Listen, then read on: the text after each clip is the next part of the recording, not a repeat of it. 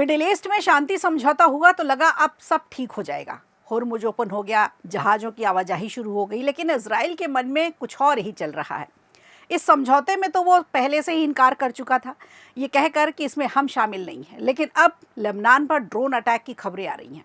अचानक हुए हमलों ने कई बड़े सवाल खड़े कर दिए। क्या लेबनान में छिड़ी आग पूरे क्षेत्र को एक बार फिर संकट में ढकेल सकती है? आज इसी पर चर्चा करेंगे विस्तार से। और इस बार रिवर्स ऑपरेशन लोटस हो गया कर्नाटक में। लेकिन झारखंड राज्यसभा चुनाव में क्या हुआ?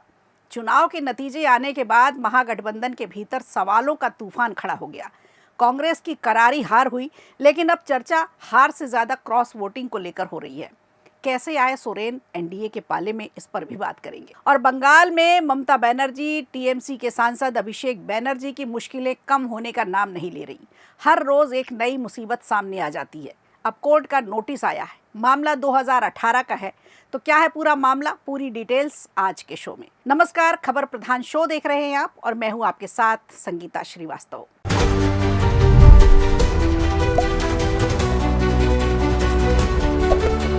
शांति समझौते पर हुए हस्ताक्षर पर अब सवाल उठ रहे हैं। क्या ये शांति चंद दिनों की मेहमान है?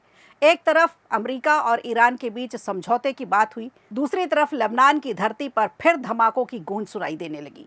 समझौते के बाद उम्मीद की जा रही थी कि तनाव कम होगा। इस समझौते के प्रमुख बिंदुओं में लेबनान समेत कई मोर्चों पर लड़ाई रोकने की बात भी शामिल थी, लेकिन इजराइल ने इससे इनकार किया था। इन उम्मीदों को अब एक बड़ा झटका लगा है जब इजरायली सेना ने दक्षिणी लेबनान में बड़े पैमाने पर हवाई हमले कर दिए। रिपोर्ट्स जो आ रही हैं उसके मुताबिक बुधवार और गुरुवार की रात इजराइल ने दक्षिणी लेबनान के कई इलाकों को निशाना बनाया। इन हमलों में कम से कम 16 लोगों की मौत हो गई, जबकि कई घायल बताए जा रहे हैं। कुछ लोगों के लापता होने की भी खबर आ रही है। हाल के दिनों में ये लेबनान पर हुए सबसे बड़े हमलों में से एक माना जा रहा है। लेबनान की नेशनल न्यूज़ एजेंसी के मुताबिक नबातीह ज़िले के कई शहरों और कस्बों में बमबारी की गई। नबातीह, कफर जौज, कफर रेमन, जब्दीन, कफर तिबनीत और रेहान की पहाड़ियों तक हमलों का असर देखा गया है। कई घर ऐसे हैं जो क्षतिग्रस्त हुए हैं, टूट गए हैं और स्थानीय लोगों में इस समय फिर दहशत देखने को मिल रही है। नबाती और हारूफ इलाकों में 8 लोगों की मौत हुई। अल-शर्किया और दोयर के बीच एक घर पर हुए हमले में 4 लोगों की जान चली गई।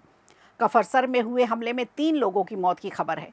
इसके अलावा एक ड्रोन हमले में एक व्यक्ति की मौत हुई है और दूसरा घायल बताया गया।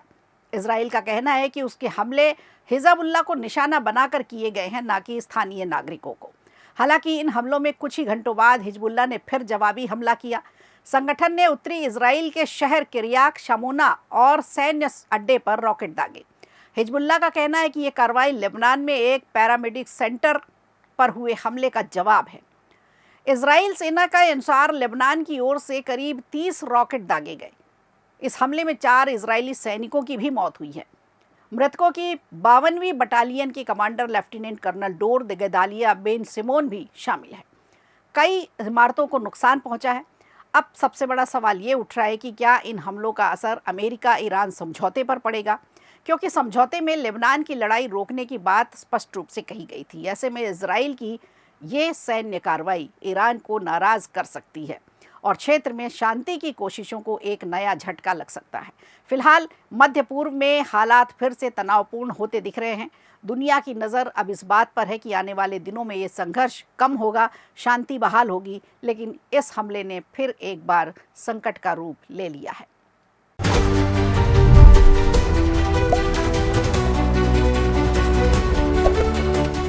और झारखंड की 2 राज्यसभा सीटों के लिए गुरुवार को मतदान हुआ। चुनाव के नतीजे आने के बाद राजनीतिक गलियारों में एक नई चर्चा शुरू हो गई। एक सीट पर झारखंड मुक्ति मोर्चा यानी जेएमएम के उम्मीदवार बैद्यनाथ राम ने जीत दर्ज की, जबकि दूसरी सीट पर एनडीए समर्थित निर्दलीय उम्मीदवार परिमल नाथवानी की विजयी हुई है। वहीं कांग्रेस उम्मीदवार प्रणव झा को हार का सामना करना पड़ा। कांग्रेस प्रत्याशी की हार के बाद अब महागठबंधन के भीतर मतभेद खुलकर सामने आते दिखाई दे रहे हैं। कांग्रेस नेताओं ने अपनी हार के लिए सहयोगी दलों पर सवाल उठाए हैं। पार्टी का आरोप है कि राष्ट्रीय जनता दल यानी आरजेडी और भारतीय कम्युनिस्ट पार्टी माले के कुछ विधायकों ने क्रॉस वोटिंग की है, जिसके कारण प्रणव झा चुनाव हार गए हैं। हालांकि आरजेडी और भारतीय कम्युनिस्ट पार्टी माले दोनों ने इन आरोपों को सिरे से खारिज किया है। दोनों दलों का कहना है कि कांग्रेस के आरोप पूरी तरह से बेबुनियाद हैं और हार की वजह कहीं और तलाशनी चाहिए। अब जरा विधानसभा चुनाव के आंकड़ों पर नजर डालते हैं। तो झारखंड विधानसभा में कुल 81 विधायक हैं। राज्यसभा की एक सीट जीतने के लिए 28 वोटों की जरूरत होगी। मौजूदा हालात जो हैं उसमें महागठबंधन के पास 56 विधायक हैं, जबकि एनडीए के पास सिर्फ 24 विधायक। नतीजों के मुताबिक जेएमएम उम्मीदवार बैद्यनाथ राम को 30 वोट मिले हैं, जबकि दूसरी तरफ कांग्रेस उम्मीदवार प्रणव झा को सिर्फ 21 वोट मिले, जिनमें से एक वोट अमान्य घोषित कर दिया गया। इस तरह से उनके खाते में केवल 20 वैध वोट ही आए। वहीं एनडीए समर्थित निर्दलीय उम्मीदवार परिमल नाथवानी को 30 वोट मिले हैं, जो उनके अनुमानित संख्या बल से भी लगभग 6 वोट ज़्यादा बताए जा रहे हैं और यहीं पर क्रॉस वोटिंग ने खेल कर दिया पूरा।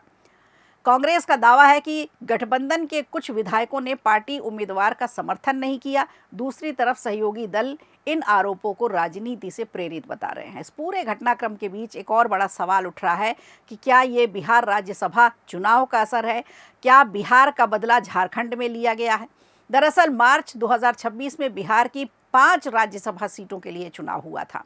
उस समय राजनीतिक समीकरणों के आधार पर 4 सीटों पर एनडीए और 1 सीट पर आरजेडी उम्मीदवार की जीत लगभग तय मानी जा रही थी, लेकिन नतीजे आने पर पांचों की पांचों सीट एनडीए के खाते में चली गई और आरजेडी उम्मीदवार अमरेंद्रधारी सिंह हार चुके थे।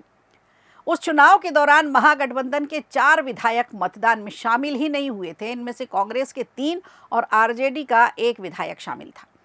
चुनाव के बाद नेता प्रतिपक्ष तेजस्वी यादव ने कहा था कि अगर सभी विधायक मतदान करते तो आरजेडी उम्मीदवार की जीत संभव थी। अब झारखंड में कांग्रेस उम्मीदवार की हार के बाद राजनीतिक विश्लेषक सवाल उठा रहे हैं कि क्या बिहार की नाराजगी झारखंड में दिखाई दी है? क्या आरजेडी ने पुरानी हार का बदला ले लिया है? फिलहाल इसका कोई आधिकारिक प्रमाण नहीं है, अटकलें हैं, आरोप हैं और ये तो जब तक राजनीतिक दल हैं तब तक ये जारी रहेगा।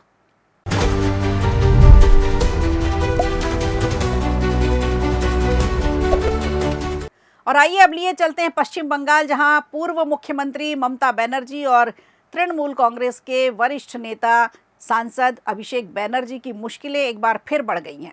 कलकत्ता हाईकोर्ट के डिवीज़न बेंच ने दोनों नेताओं को अदालत की अवमानना से जुड़े मामले में नोटिस जारी किया है।